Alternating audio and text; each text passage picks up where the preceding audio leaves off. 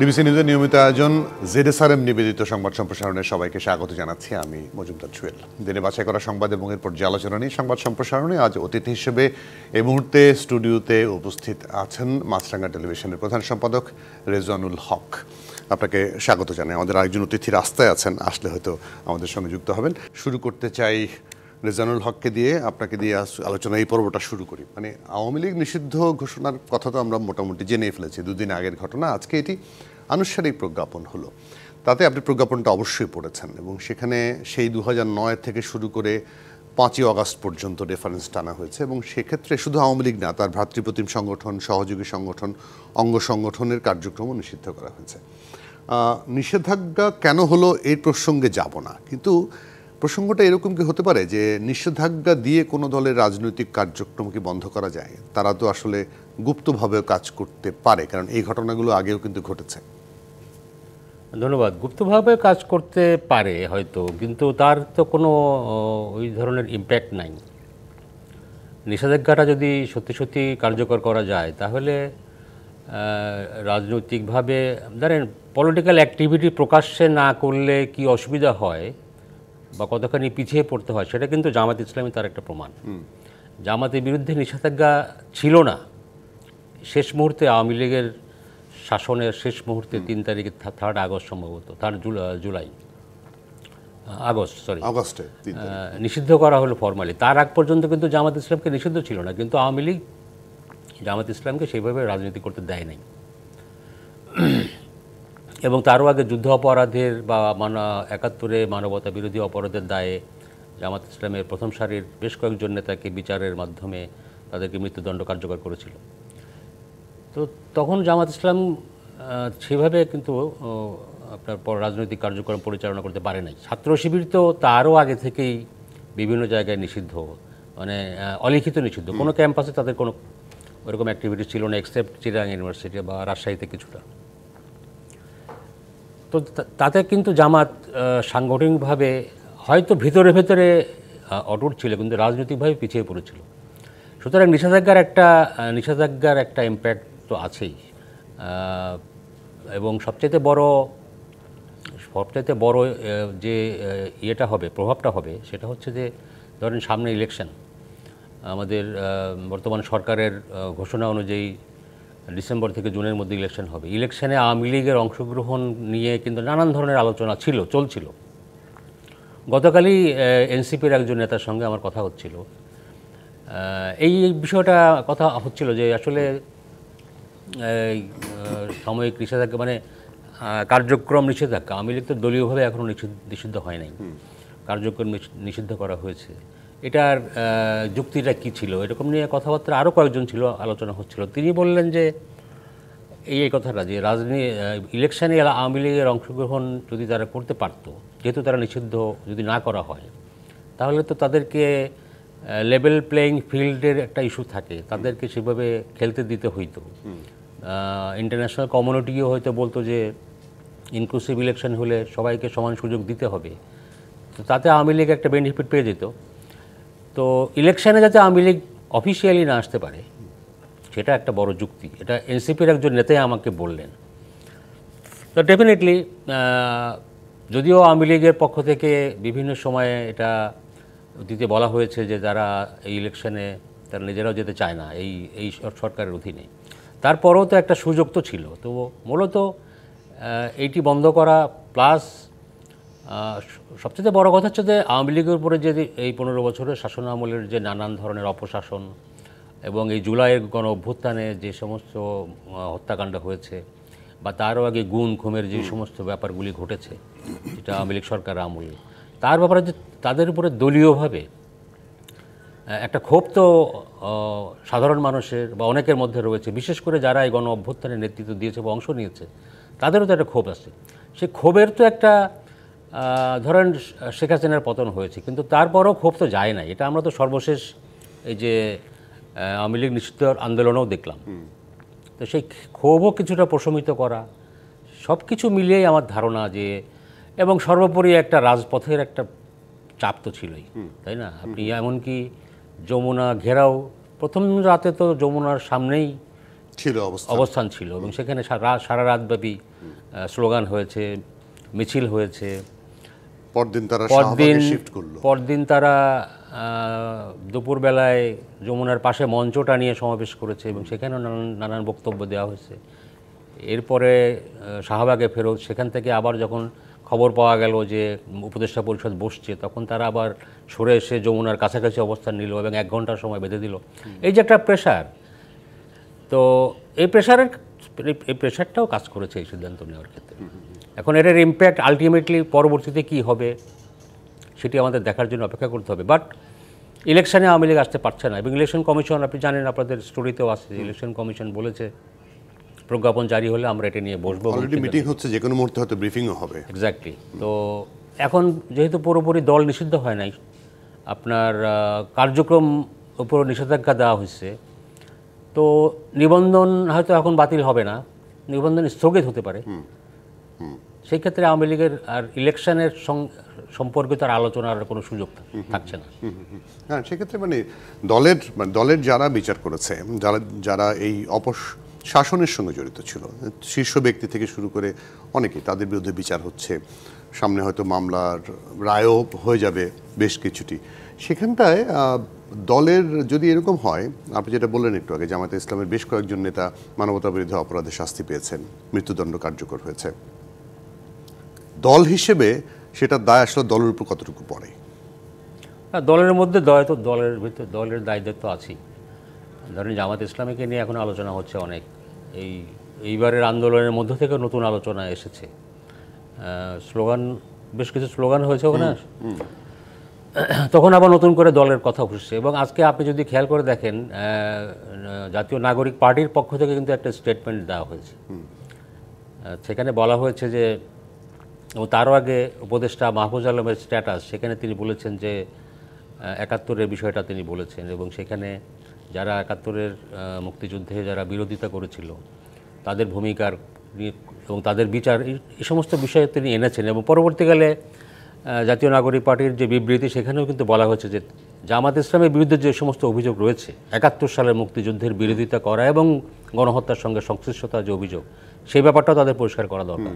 তার মানে কি, জামাত ইসলাম দলগতভাবে এখানে দোষী।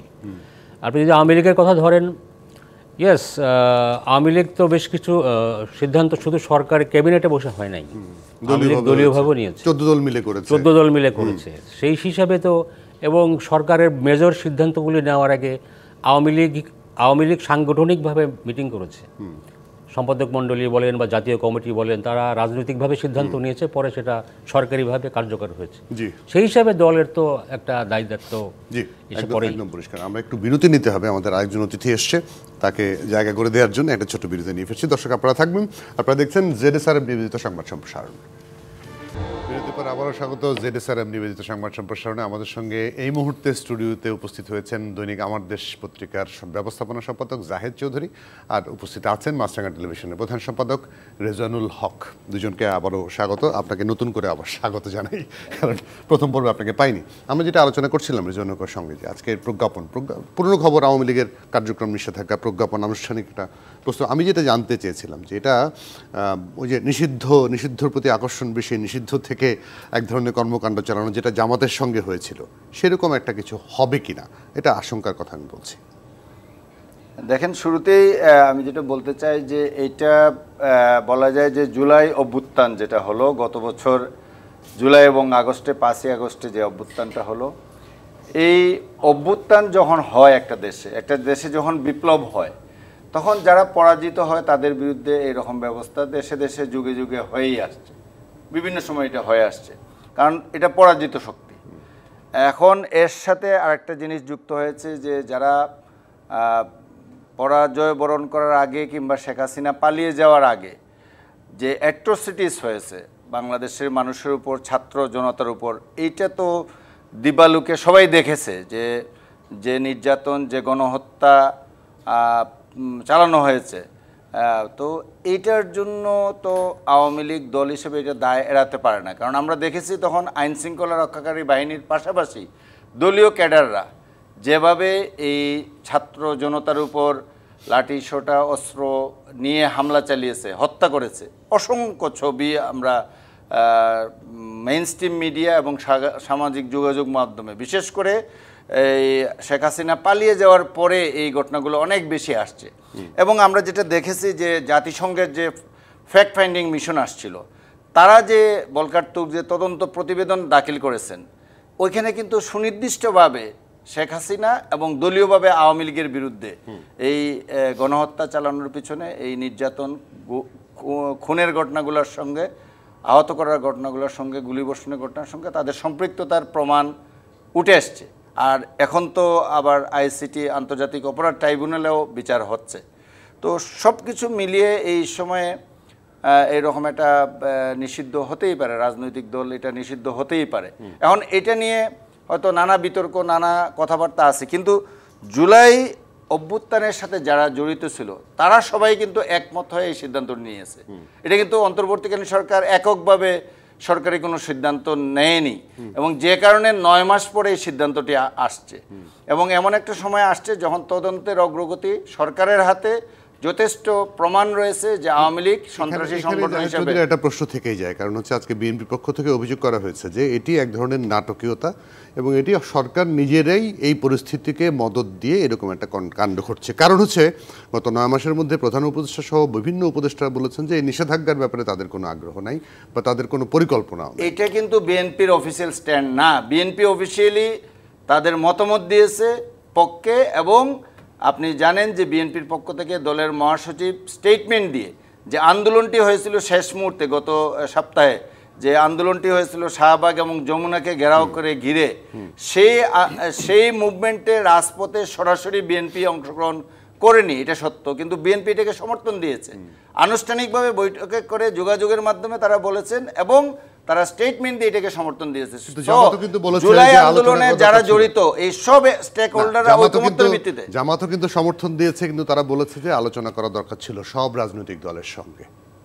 না, এটা আলোচনা বলতে কি, আপনি তো মাঠে নেমে এই দাবি বাস্তবায়ন করার জন্য জামাতের আমির নিজে বক্তব্য দিয়েছেন, এবং অভিনন্দন জানিয়ে সিদ্ধান্ত যখন ঘোষিত হয়েছে উপদেষ্টা পরিষদের বৈঠকে, তারপরে তো উনি বক্তব্য দিয়েছেন। আমরা তো সব জায়গায় এটা মিডিয়ায় দেখেছি যে উনি বক্তব্য দিয়েছেন। জামাত, বিএনপি সবাই মিলেই কিন্তু এখন বিষয় যেটা হলো যে আওয়ামী লীগ এই কাজগুলো করেছে কিনা। এবং এটা আরেকটা জিনিস দেখেন যে বলা হয়েছে, শুধু এটা না, এই প্রজ্ঞাপনটাতে কি আছে নিশ্চয়ই আপনি পড়েছেন, আমরাও পড়েছি। প্রজ্ঞাপনটা এখন প্রকাশ্যে চলে আসছে, আজকে যেটা জারি হয়েছে। এখানে বলা হয়েছে যে আওয়ামী লীগের কিন্তু 2009 সাল থেকে 6 জানুয়ারি থেকে শুরু করে মেয়াদকালটা বলা হয়েছে, এবং 5 আগস্ট পর্যন্ত। শুধু তাই নয়, এর পরের ঘটনাগুলোও কিন্তু নিয়ে আসা হয়েছে, যে এরপরে আওয়ামী লীগ এখন কি করছে।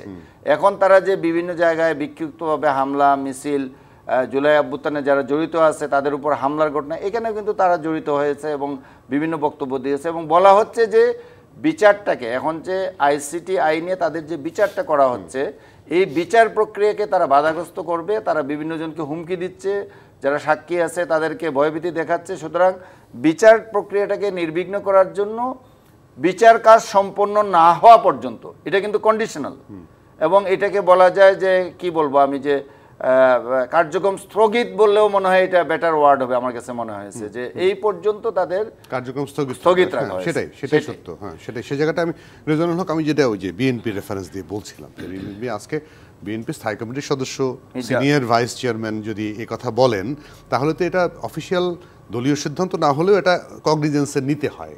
তারা বলেছেন যে আমি যেটা বললাম যে মদত দিচ্ছে সরকার, এইসব এটা কগনিজেন্সে নিতে কেউ নিতে পারেন, কিন্তু এটাও সত্য যে বিএনপি যখন দলের পক্ষ থেকে দলের মহাসচিব একটা লিখিত স্টেটমেন্ট দেন, সেটাকেই আমরা অফিসিয়াল ধরতে হবে। সেখানে মির্জা আব্বাস সাহেব যে বক্তব্য আজকে দিয়েছেন যে এটা একটা নাটক ইত্যাদি, তো এবং আরও তিনি প্রশ্ন করেছেন যে সমস্ত জায়গায় সভা সমাবেশ করা নিষিদ্ধ, সেই সমস্ত জায়গাতেই সভা সমাবেশ করতে দেওয়া হলো, কাউকে বাধা দেওয়া হয় নাই, সেই হিসেবে নাটক বলেছেন। এই প্রশ্ন করে কিন্তু বিএনপির অফিসিয়াল স্টেটমেন্টে কিন্তু এই প্রশ্ন তোলা হয় নাই। মির্জা আব্বাস সাহেব তার স্বভাবসুলভ ভঙ্গিতে অনেক সময় তিনি অনেক কথা বলেন, সেটি ধরেন কখনো কখনো তার সারবত্ত থাকে, কখনো কখনো থাকে না। একটা অফিসিয়াল আমি মনে হয় যে আমাদেরকে ওইখানেই থাকা উচিত, যেটা দলীয়ভাবে যেটা বলা হচ্ছে। আগের দিন কিন্তু চট্টগ্রামের সমাবেশে উনি বলেছেন, পরের দিন সকালবেলায় নাগরিক জোটের একটা অনুষ্ঠান ছিল, সেখানে সালাউদ্দিন আহমেদ সাহেব বলেছেন যে আমরা এটাকে সাধুবাদ জানাই। মানে সাধুবাদ জানানোর পাল্লাটাই ভারী। আমার মির্জা আব্বাস সাহেব বলেছেন, আমি মনে করি যে এটা তার নিজস্ব বক্তব্য, আমার মনে হয়, কারণ আমি অফিসিয়াল বক্তব্যটাই ধরবো। এবং সেখানে ইয়েস এরকম কথা আসছে, আপনি যেটা বললেন যে জামাতের আমিরও বলেছেন আজকে বা গতকালকে সাইফুল হক সাহেবের সাথে আমার কথা হচ্ছিল একটা অনুষ্ঠানে, সেখানেও তিনি বলেছেন যে এটা আলাপ আলোচনা করে নেওয়া দরকার ছিল। তো আলাপ আলোচনা এখন কিন্তু সরকার যে প্রথম দিন যে আন্দোলন শুরু হওয়ার পরে সরকার কিন্তু প্রথম দিন একটা স্টেটমেন্ট ইস্যু করেছিল, সেখানে কিন্তু বলা হয়েছিল যে বিভিন্ন দলের সঙ্গে তারা যোগাযোগ স্থাপন করেছেন এবং সবার সঙ্গে কথা হচ্ছে এটা নিয়ে সিদ্ধান্ত নেওয়ার আগে। তো তার মানে কিছু যোগাযোগ হচ্ছিল, হয়তো ফর্মালি তারা একসঙ্গে বসেন না, যেটা কোনো কোনো দলের হয়তো ইচ্ছা ছিল বা মানে প্রত্যাশা ছিল, সেটি হয় নাই আসলে। ইয়েস, আওয়ামী লীগের মতামত নিয়েই করেছে। হ্যাঁ, আওয়ামী লীগের এটা সত্য যে আওয়ামী লীগের বিরুদ্ধে ব্যবস্থা এটাই অনুমিত ছিল, এটাই এরকমই কিছু হবে। কিন্তু যখন সিদ্ধান্ত নেওয়াটার পিছনে কিন্তু মাঠের আন্দোলনটা একটা বড় ধরনের প্রভাব বিস্তার করেছে বলে আমার কাছে মনে হয়। ওই মুহূর্তে হয়তো ফিজিক্যালি সবার সঙ্গে বসে কথা বলার সুযোগও হয়তো ছিল না, কারণ মাঠে যারা আন্দোলন করছিলেন তারা খুবই অ্যাগ্রেসিভ ছিলেন এবং তারা এই আন্দোলন এটা আদায় করেই ছাড়বেন এবং তাদের পক্ষে আলটিমেটাম ছিল। তো সেই পরিস্থিতিতে হয়তো সবার সঙ্গে বসা যায় নাই, কিন্তু একটা যোগাযোগ নিশ্চয়ই হয়েছিল। না হলে হয়তো ধরেন কেউ তো ওইরকম কেউ আপত্তি করছে না যে না, আমাদের সঙ্গে আলোচনা না করে সিদ্ধান্ত নেওয়া হয়েছে, আমরা এটা মানি। আইন উপদেষ্টা আজকে বলেছেন যে আমরা সবার সাথেই কথা বলেছি, কারণ কথা বলার ফরম্যাটটা সবকিছু যে ফর্মাল ডায়ালগে বসে হবে, যে ইন্ডিয়া পাকিস্তান যুদ্ধ থেমে গেছে, কোনো ফর্মাল ডায়ালগ তো আমরা দেখি নাই। তো ডায়ালগ তো হয়েছে, ঘন্টার পর ঘন্টা ডায়ালগ হয়েছে, কিন্তু ফর্মাল হয় নাই। এনিওয়ে এটা এমন একটা ইস্যু, এমন একটা সিদ্ধান্ত যে সিদ্ধান্তের ব্যাপারে কারো বিরোধিতা করা, অপোজ করার কোনো স্কোপ নাই। কারণ যাদের কথা নিয়ে আমরা আলোচনা করছি সবাই জুলাই আন্দোলনের অংশীদার। তো তারা তো, এবং আওয়ামী লীগের মির্জা আব্বাস সাহেবেরই আর একটা বক্তব্য যদি ধরি, উনি বলেছেন যে আমাদের সম্পর্কে বলা হয়তো যে আমরা আওয়ামী লীগকে পুনর্বাসন করার চেষ্টা করছি। তিনি বলছেন আমাদের বিএনপি 16 বছর 17 বছর নির্যাতিত হয়েছে, আমাদের কি ঠেকা পড়ছে আওয়ামী লীগকে পুনর্বাসন করার।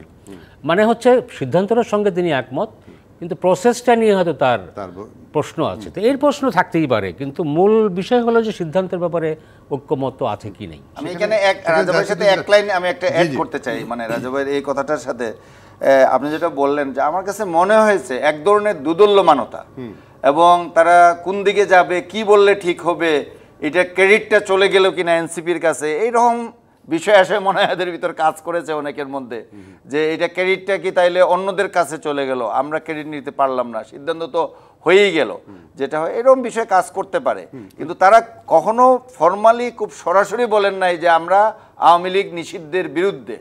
এই কথা কিন্তু বিএনপির কোনো নেতাই কখনো উচ্চারণ করেন সেখানে যে মির্জা আব্বাস সাহেবের কথা হচ্ছে, তো উনি আজকে ওই অনুষ্ঠানেই বলেছেন যে আওয়ামী লীগকে যারা পুনর্বাসন করতে চায় তাদেরকেও ছেড়ে দেওয়া হবে না, এই কথাও কিন্তু সে কথা বলেছেন। হ্যাঁ, সেটাই তো। এই জন্য আমি বলছি যে তারা কি বলবেন, দুই একজনের কথা বলে কিন্তু আমরাও মাঝে মধ্যে সত্যি কথা বলতে গিয়ে মিডিয়া কর্মী হিসেবে আমরাও মাঝে মধ্যে বিভ্রান্ত হই। আমি যখন জিজ্ঞেস করি, আমি এরকম টকশোতেও কথা বলেছি, ওনাদের সিনিয়র যুগ্ম মহাসচিব ওদের সাথেও কথা হয়েছে, এই জন্য আমরা তো কখনো বলি নাই যে আওয়ামী লীগকে নিষিদ্ধ করা যাবে না। আবার যখন নিষিদ্ধ করার উদ্যোগ নেওয়া হয় তখন আশেপাশে বিভিন্ন কথাবার্তা আসে, এই কারণেই হয়তো কনফিউশনটা, কিংবা এই কারণেই হয়তো এই ধরনের কথাবার্তা হচ্ছে। একদম পরিষ্কার। আওয়ামী লীগের নিষিদ্ধকরণ এবং সবকিছু মিলে আলোচনা করলাম, একটু বিরতি নিয়ে এসে আলোচনা করব আজকে প্রতিবেদন জমা দেওয়া হয়েছে আইসিটি অ্যাক্টে শেখ হাসিনা সহ আরও কয়েকজনের বিরুদ্ধে, সেটি নিয়ে আলোচনা আসবো। এবং সেটির একটা খুব মজার কথা বলেছেন আজকে চিফ প্রসিকিউটর। তিনি বলেছেন যে মাঠের আন্দোলনের চাপে যদি বিচার হয়ে যায় সেটি কখনোই সঠিক হয় না। ওই যে মাঠের আন্দোলন, সেই চাপে দল নিষিদ্ধ হবার বিচার, এসব নিয়ে আলোচনা করবো। একটা বিরতি নিয়ে আসি। দর্শক আমাদের সঙ্গে থাকবেন, আপনারা আছেন ZSRM নিবেদিত সংবাদ সম্প্রসারণের সঙ্গে। বিরতি পর আবার স্বাগত ZSRM নিবেদিত সংবাদ সম্প্রসারণে। আমাদের সঙ্গে স্টুডিওতে আছেন জাহেদ চৌধুরী এবং রেজওয়ানুল হক, দুজনকে আবারও স্বাগত। জাহেদ চৌধুরীকে দিয়ে শুরু করি, যে প্রশ্নটি রেখে গিয়েছিলাম। আজকে আসলে যেটা হয়েছে যে শেখ হাসিনার বিরুদ্ধে মানবতাবিরোধী অপরাধের যে তদন্ত প্রতিবেদন, এই তদন্ত প্রতিবেদনটি দাখিল হয়েছে চিফ প্রসিকিউটর সাথে। এটা একটা প্রসিডিওরের একটা পার্ট এটা, এবং এইটা আপনি জানেন যে এর আগেও এ নিয়ে কথা হয়েছে। এখানে কিন্তু আসামি করা হয়েছে শেখ হাসিনা স্বরাষ্ট্রমন্ত্রী আসাদুজ্জামান কামাল এবং চৌধুরী মামুন আব্দুল্লাহ আল মামুন পুলিশের আইজি, এই তিনজনকে কিন্তু এইখানে আসামি করা হয়েছে। এবং এই যে এখানে মূলত যে সুপিরিয়র অথরিটি, এই কথাটি বলা হচ্ছিল, এই সুপিরিয়র অথরিটি হিসেবে তারা নির্দেশদাতা হিসেবে এখানে কিন্তু অভিযোগ আনা হয়েছে। এবং আমরা যেটা লক্ষ্য করেছি যে চিফ প্রসিকিউটর এই প্রতিবেদনটি যারা তদন্ত সংস্থার আছেন তাদের কাছ থেকে প্রতিবেদনটি উনি রিসিভ করেছেন, এবং রিসিভ করার পর যেটা প্রক্রিয়া হলো যে উনি এটার উপর ওনার একটা ফাইন্ডিংস দিবেন, তারপর কিন্তু এই বিচারাচার এই প্রক্রিয়াটা একটু কি বলবো যে জটিল বলেন আর যাই বলেন, একটু প্রক্রিয়া এগুলো সম্পন্ন করতে হবে। এবং উনি যে প্রেস কনফারেন্স করেছেন ওইখানে উনি যেটা বলেছেন যে 5টি অভিযোগ শেখ হাসিনার বিরুদ্ধে আনা হয়েছে, এর মধ্যে উনি 2টি ডিসক্লোজ করেছেন আর 3টি ডিসক্লোজ করেননি। বলছেন যে এটা সময়ে আপনারা জানতে পারবেন। এই 2টির মধ্যে একটা প্রথম অভিযোগ হলো যে উনি শেখ হাসিনা উস্কানি দিয়েছেন এবং প্ররোচনা দিয়েছেন জুলাই আন্দোলনের সময় যে গণহত্যা চালানো হয়েছে সেখানে উনি উস্কানি এবং প্ররোচনা দিয়েছেন, এইটা অভিযোগ। এবং সাথে যে 2 জন আছে তাদের বিরুদ্ধেও একই জাতীয় অভিযোগ আনা হয়েছে। আর দ্বিতীয় যে অভিযোগের কথা বলা হয়েছে সেটা হলো সরাসরি নির্দেশ দিয়েছেন এই খুন চালানোর জন্য, হত্যাযজ্ঞ চালানোর জন্য সরাসরি উনি নির্দেশ দিয়েছেন। এবং এটার পক্ষে উনি বলছেন যে প্রসিকিউশনের আছে অনেকগুলা ট্যাপ রেকর্ড, ভিডিও রেকর্ড, বিভিন্ন কিছু ইনফরমেশন আছে। এখন আমরা জানি যে এখন সরকারি তরফে মানে সমস্ত কিছু রেকর্ড কিন্তু করা হতো। এনটিএমসির যে দায়িত্বটা ছিল তারা শুধু রাষ্ট্রীয় নিরাপত্তার কারণে হোক, বিভিন্ন ইয়ের কারণে হোক, এবং বিভিন্ন গোয়েন্দা সংস্থা এটা কিন্তু কোনো মনিটর করে। আমরা জানি যে এটা প্রধানমন্ত্রীর টেলিফোনও মনিটর হয়, হ্যাঁ, নিরাপত্তার কারণ দেখিয়ে বিভিন্ন সংস্থা এগুলো করে, ইন্টেলিজেন্সিগুলো এগুলো মনিটর করে। আমার ধারণা যে ওইখান থেকে হয়তো বা এটা আমরা যখন বিচার শুরু হবে তখন হয়তো আমরা এটা ডিটেলস আরও জানতে পারবো যে ওইখান থেকে হয়তো তারা এই ডকুমেন্টসগুলো পেয়েছেন যে প্রধানমন্ত্রীর যে টেলিফোনে কথাবার্তাগুলো স্বরাষ্ট্রমন্ত্রীর সাথে উনি ফ্রিকুয়েন্টলি কথা বলতেন, এটা আমরা মোটামুটি সংবাদ মাধ্যমে যারা আছে আমরা এটা জানি। এবং অনেকগুলো লিকও হয়েছে, এই জাতীয় ভিডিও অনেকগুলো লিকও হয়ে গেছে। এবং স্বরাষ্ট্রমন্ত্রী আবার আইজিকে এই নির্দেশগুলো ক্যারি আউট করছেন কিংবা একসাথে বসে মিটিং করছেন, মিটিংয়ের কনভারসেশনগুলো আছে। তো এইগুলা এখন যখন আক্ষরিক করতে চূড়ান্ত পর্যায়ে কোর্ট রুমের মধ্যে বিচার শুরু হবে, সাক্ষী প্রমাণ সওয়াল জবাব শুরু হবে, তখন হয়তো সুনির্দিষ্ট বিষয়গুলো আরও জানা যাবে। এখন ওনারা বলছেন যে আমাদের কাছে এভিডেন্সগুলো আছে, আমরা জানি অনেকগুলা সোশ্যাল মিডিয়ায় আসছে, অনেকগুলা এর মধ্যে আমরা দেখেছি এগুলো কোনটা অথেন্টিক কোনটা ফেক, এখনকার যুগে এগুলা প্রমাণ করাটা বেশ কষ্টসাধ্য। ফরেনসিক করা হয়েছে, এখন সরকার এটা বলতে পারে। মানে আমরা বলছি যে ব্যক্তি হিসেবে একজন রিপোর্টার হিসেবে হয়তো আমার পক্ষে এখন সবগুলা কোনটা অথেন্টিক কোনটা না বলা সম্ভব না, কিন্তু তারা রাষ্ট্র হিসেবে তারা পারবেন, কিংবা প্রসিকিউশনের লোক হিসেবে তারা এটা বিশেষজ্ঞদের দিয়ে পরীক্ষা করে নিশ্চয়ই তারা প্রমাণগুলো হাতে পেয়েছেন বলে এটা বলেছেন। এবং এটা বিশ্বাস করার যথেষ্ট কারণ আছে যে আসলে শেখ হাসিনা তার স্বভাবজাত কারণেই উনি কিন্তু অনেক বিষয়ে অনেক ওসির সাথে উনি সরাসরি কথা বলতেন। এটা রাজা ভাইও ভালো বলতে পারবেন, উনি একটা টেলিভিশন চ্যানেল চালান বলতে গেলে দীর্ঘদিন ধরে, যে উনি সরাসরি অনেকের সাথে ইন্টারাকশন আছে। মানে কি বলে যে ব্র্যাঙ্ক অ্যান্ড ফাইল মেনটেন না করে যে উনি যে খালি স্বরাষ্ট্রমন্ত্রীকে ইনস্ট্রাকশন দিবেন তা না, উনি সরাসরি আইজিকে, সরাসরি ওসিকে, ডিবি চিফকে, অমুককে, মানে অপারেশনাল লেভেলে উনি কাজকর্ম করতেন। এটাই এখন তার জন্য একটা কাল হয়ে দাঁড়িয়েছে মনে হচ্ছে যে এই রেকর্ডগুলো তো সরকারের হাতে এখন চলে আসছে সরকার পরিবর্তনের পর। তো এখানে আরও কয়েকটা বিষয় আসছে, যেমন আমি তাজুল সাহেবের বক্তব্যটা সরাসরি শুনছিলাম, লাইভ যারা প্রচার করছিল উনি যখন ব্রিফ করছিলেন, উনি কিছু টার্মের কথা বলছেন, যে গণহত্যা নিয়ে উনি কিছু কথা বলছেন, যে আন্তর্জাতিক আইনে যেটাকে যে পর্যায়ে বলা হয় এটাও তো ওনারা বলবেন না, কিন্তু বাংলাদেশের প্রেক্ষাপটে সেটাই বলা হয় মাস কিলিং, যেটাকে আমরা বলছি যে যেটা অভিযোগ তো মূলত যতটুকু শুনেছি মানবতা বিরোধী, মানবতা, হ্যাঁ, সেটা আইনের দৃষ্টিতে ওইটাই মানবতা বিরোধী অপরাধের মধ্যে গণহত্যা, খুন, গুম সবগুলাই কিন্তু এটা কভার করে সবগুলাই, সেটার কথাই উনি বলেছেন।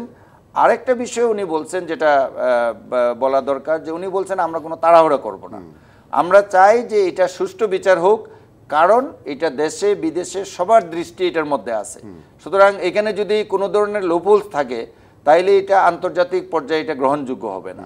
আর উনি যেটা বলেননি, আমার মনে হয় যে উনি এর আগে বিভিন্ন জায়গায়, আমি নিজেও ওনার ইন্টারভিউ করেছিলাম এর আগে, তো উনি যে কথাটি বারবার বলছেন যে জাতিসংঘ যে তদন্তটি করেছে, জাতিসংঘ অফিসিয়ালি আপনার কাছে, এই সরকারের কাছে কিংবা আইসিটির কাছে ডকুমেন্ট হ্যান্ডওভার করতে পারে না, তাদের আইনে এটা নেই, উনি যেটা বলেছেন। বাট তারা যখন তদন্ত করেছে, পাশাপাশি বাংলাদেশের লোকজনও এই জায়গাগুলো জানে, এই ক্লুগুলো জানে, আবার তারা গিয়ে এগুলা ফাইন্ড আউট করেছে, কিংবা সাথে থেকে যা পেয়েছে, র মেটেরিয়ালস যা পেয়েছে, যেটা তারা প্রকাশ করেনি, রিপোর্টে আনেনি, কিংবা প্রাইমারিলি পেয়েছিল, এইগুলা কিন্তু এটাকে স্পিড আপ করার জন্য, বিচার প্রক্রিয়াটাকে স্পিড আপ করার জন্য এটা যথেষ্ট হেল্পফুল হয়েছে জাতিসংঘের এই প্রতিবেদনটি, এবং আন্তর্জাতিক পর্যায়ে বিচারটিকে গ্রহণযোগ্য করার জন্য এই জাতিসংঘের যে প্রতিবেদন, এই প্রতিবেদনটিও হেল্পফুল হবে, বড়ভাবে হেল্প করবে। রেজাউল হক রাজা, ওই যে জায়গাটায় আমি কথা প্রসঙ্গে যেটি বলছিলাম, যেটি আজকে তাজুল ইসলাম বললেন যে তাড়াহুড়া করবে না, এবং কোনো কিছু যদি তাড়াহুড়া করা হয়, মাঠের আন্দোলনের কারণে কিছু তাড়াহুড়া করতে গেলে সেটি বিচার ভালো হয় না, সেটির ইঙ্গিতটা সম্পর্কে নিশ্চয়ই আপনি একটু বিশ্লেষণ করবেন। জি, না, এটা কারেক্টলি বলেছেন। আসলে আমরা জানি সবাই যে প্রচণ্ড প্রেশার আছে, তাড়াতাড়ি বিচার করে তাড়াতাড়ি একটা শাস্তি দিয়ে দেওয়া ইত্যাদি। তো এটা মাঠের চাপ একরকম থাকে, আর যারা দায়িত্বে থাকেন তারা তো বুঝেন যে আপনি যদি একটা বেআইনি কাজ করে ফেলেন, তাহলে সেটার জন্য রেসপন্সিবিলিটি আপনাকে ভবিষ্যতেও হলেও নিতে হতে পারে। দেখেন, তাজুল ইসলাম এখন চিফ প্রসিকিউটর। আওয়ামী লীগের সময় যে আন্তর্জাতিক অপরাধ ট্রাইব্যুনালে জামাত ইসলামের বিরুদ্ধে যেসব মামলা হয়েছিল, তখন তিনি কিন্তু আসামি পক্ষের আইনজীবী ছিলেন। তিনি কিন্তু বহুবার অভিযোগ করেছেন যে তাড়াহুড়া করে শাস্তি দেওয়া হচ্ছে তার মক্কেলদের, এই অভিযোগটা তার ছিল। যদিও সেই বিচার করতেও আওয়ামী লীগের প্রায় 2-2.5 বছর লেগেছিল। তারপরও একটা অভিযোগ ছিল যে এটা একটা সাজানো নাটক, বিচারের নামে কি বলে প্রহসন, তাড়াহুড়ো করে করা হচ্ছে, এটা কিন্তু আসামি পক্ষ থেকেই অভিযোগটা ছিল।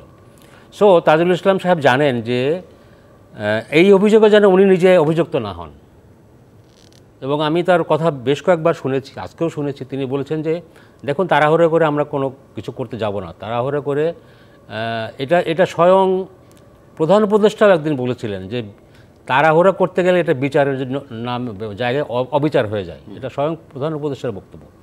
তো তাজুল ইসলাম সাহেবের অভিজ্ঞতা আরও অনেক বেশি, সেজন্য উনি এই বদনামের ভাগী হতে চান না, এবং উনি জানেন যে কোথায়, উনি যেহেতু বহুদিন এই ট্রাইব্যুনালে কাজ করেছেন এর আগে, উনি জানেন যে কোথায় কোথায় দুর্বলতা থাকে, কোথায় কোথায় ফাঁকফোকর দিয়ে প্রসিকিউশন অনেক কিছু করতে চায়, সেই জন্য উনি এ কথাটা বলেছেন। এবং এটা আমি মনে করি যে এটাই কারেক্ট পজিশন। এটা দেখেন যে শাহবাগের আন্দোলন যেটা প্রথমে হয়েছিল 2013 সালে, কাদের মোল্লা সাহেবের বিচারের ব্যাপারেই তো শাহবাগ আন্দোলন শুরু হয়, এবং সেই আন্দোলনের চাপেই তো তার সেই রায় চেঞ্জ করে তার যাবজ্জীবন কারাদণ্ডের পরিবর্তে মৃত্যুদণ্ড হয়। এইটা নিয়ে তো এখন পর্যন্ত সমালোচনা হয় যে এই মাঠের আন্দোলনের বা মাঠের চাপে বা এই মবের মুখে বিচার বদলে গেছে, তাই না? এরকম একটা সমালোচনা কিন্তু এখনও শুনতে হয়। তো এই ধরনের কোনো কিছু যাতে ভবিষ্যতে এই বিচার, বর্তমান যে বিচারটা চলছে বা শুরু হয়েছে, এই ধরনের কথা যাতে না আসে, সেজন্যই প্রসিকিউশন খুবই সতর্ক, এবং তারা তাদের মতো করে করছেন। যেমন ধরেন, তদন্ত রিপোর্ট জমা হয়েছে আজকে, চিফ প্রসিকিউটর বলেছেন যে এখন প্রসিকিউশন এটা একটু ইনকোয়ারি করবে বা একটু খোঁজখবর করবে, আর একটু এটা নিয়ে পরীক্ষা নিরীক্ষা করবে, সরাসরি ইনকোয়ারি রিপোর্টটা দিয়ে দিবে না কোর্টে। তো এই প্রসেসটা মেনটেন তারা করছেন, এবং আমি মনে করি যে এটাই সঠিক পথ। আপনি যদি আইনগতভাবে সঠিক আইন প্রসেস আইন মেনে একটা বিচার করতে চান, তাহলে এই সমস্ত প্রসেস আপনাকে ফলো করতে হবে। এই কারণে তাজুল সাহেব হয়তো এই কথাটা বলেছেন যে কোনো চাপের মুখে তারা তাড়াহুড়ো করতে যাবেন না। ওই জাতিসংঘের রিপোর্টের কথা বলা হচ্ছে, জাতিসংঘের রিপোর্ট তো আসলেই তাই, জাতিসংঘের রিপোর্ট তো আমাদেরকে জমা দিবে না, বা এই প্রসিকিউশন এসে জমা দিবে না। নিশ্চয়ই তারা তাদের ওয়েবসাইটে দিয়েছে। জাতিসংঘ তো এই ট্রাইব্যুনালের কোনো পার্ট না। জাতিসংঘকে বাংলাদেশ সরকার অনুরোধ করেছে, বাংলাদেশ সরকারের অনুরোধে সাড়া দিয়ে তারা একটা তদন্ত করেছে, এবং সে তদন্ত রিপোর্ট তারা পাবলিক করেছে। আমাদের সরকার, বর্তমান সরকার বলেছে যে আমরা এই ট্রাইব্যুনালের বিচারের ক্ষেত্রে আমাদের এই রিপোর্টটা অনেক হেল্পফুল হবে, এই ইনকোয়ারিটা, এবং এখান থেকে তারা প্রসিকিউশন মানে তো রাষ্ট্রপক্ষ অনেক ক্লু পাবে, তারা এটার হেল্প নেবে। কিন্তু সরাসরি একটা রেফারেন্সও দিতে পারে প্রসিকিউশন, কিন্তু সরাসরি তো ট্রাইব্যুনালকে তারা রিপোর্টটা জমা দিতে পারে না, তাতে কিছু যায় আসে না। রিপোর্ট তো পাবলিক, তাই না? এটা তো গোপন কিছু না, প্রকাশ্যে এটা আসছে। এখান থেকে আপনার নানান ক্লু, নানান এভিডেন্স প্রসিকিউশন তো অবশ্যই নেবে, কারণ এক ধরনের বড় আন্তর্জাতিকভাবে স্বীকৃত সংস্থা জাতিসংঘ এটা ইনকোয়ারিটা করেছে। সেখানে ওই যে আজকে তাজুল ইসলামের বক্তব্যটা নিয়ে আরেকটু কথা বলতে চাই, কারণ হচ্ছে এর মধ্যে আপনি জানেন যে বারবার চাপ দেওয়া হচ্ছে একটি পক্ষ থেকে, বিচার না হলে এটা হবে না, বিচার হতে হবে তাড়াতাড়ি বিচার। এখন বিচার তো মানে শেষ হতে সময় সাপেক্ষ অবশ্যই, 2-2.5 বছর না হোক, যাই হোক একটা সময় তো লাগবে। সেটা না হলে দেশে সংস্কার হবে না, নির্বাচন হবে না, এরকম কথা তো বলা হয় না। আমার কাছে মনে হয় না যে এরকমভাবে বলা হয়েছে যে বিচার শেষ হবে তারপর ইলেকশন। তারা বলছে, তারাও জানে যে বিচারটা এত সহসা শেষ হবে না। তারা বলেছে বিচারের একটা দৃশ্যমান অগ্রগতি। আমার ধারণা যে ধরেন এতকাল এখন পর্যন্ত তো এটাই প্রথম রিপোর্ট যেটা জমা পড়লো তদন্ত কমিটির কাছ থেকে আসলো। এটা যখন আপনার আরো 3টা মামলা আছে যেটা ফাইনাল স্টেজে, আরো 3টা মামলা। আচ্ছা, ওইটা বাদই দেন, একটা মামলার তদন্ত রিপোর্ট জমা পড়েছে। এই রিপোর্টটা এই তদন্ত রিপোর্টের ভিত্তিতে যখন আপনার আদালতের বিচারিক কার্যক্রমটা শুরু হবে, চার্জ গঠন করা হবে, তখন চার্জ গঠন মানে কিন্তু বিচারটা শুরু হওয়া। এই জায়গাটায় এই যে আপনার বিপ্লবীরা বা এই আন্দোলনের সঙ্গে জড়িত অংশীদার অন্য পক্ষরা বলছে একটা দৃশ্যমান বিচার দেখতে চায় তারা, যে বিচার চলছে। এইটা করতে যে এত 8-9 মাস দেরি হয়ে গেল, এটাই তাদের আপত্তি। তো এটা তাদের দিক থেকে তাদের আপত্তির হয়তো কারণ আছে। তারা অনেকেই তো ধরেন এই প্রসেস সম্পর্কে অনেকের ধারণাও নাই, তাই না, লিগ্যাল প্রসেস সম্পর্কে। তো আমি মনে করি যে বিচার শেষ হওয়া পর্যন্ত কথা তারা বলে নাই। তারা বলছে মামলার বিচারটা যে চলছে, এটা অগ্রগতি যদি হয়, বা একটা মামলা তো অনেকগুলি মামলা হয়েছে, 1-2টো মামলার যদি জাজমেন্ট হয়ে যায়, সেটার কথা তারা বলেছে সেটা। এবং তারা বলছে আমি এনসিপি জাজমেন্টও হয়ে যেতে পারে। এখানে আমার সুযোগ দিলে, আচ্ছা রাজা ভাই বলেন, আমি একটু এটা তারা বলছে আর কি। এক মিনিট একদম সময় শেষ। তো আমার মনে হয় যে এই অগ্রগতিটা দেখতে পারলে, বিচারের কাজ শুরু হলে মনে হয় একটা বড় ধরনের অগ্রগতি, সেটাই তারা বলছে। রেজনুল কাজা এবং রেজনুল হক এবং জাহেদ চৌধুরী দুজনকে অনেক ধন্যবাদ। একদম সময় নেই, একদম 5 সেকেন্ড সময় আছে, আমারও শেষ করতে হবে। দর্শক আপনাদেরকে ধন্যবাদ, আপনারা যারা এতক্ষণ ছিলেন, আপনারা ছিলেন এতক্ষণ জেরে স্যার নিবেদিত সংবাদ সম্প্রসারণের সঙ্গে, ডিবিসির সঙ্গে থাকবেন।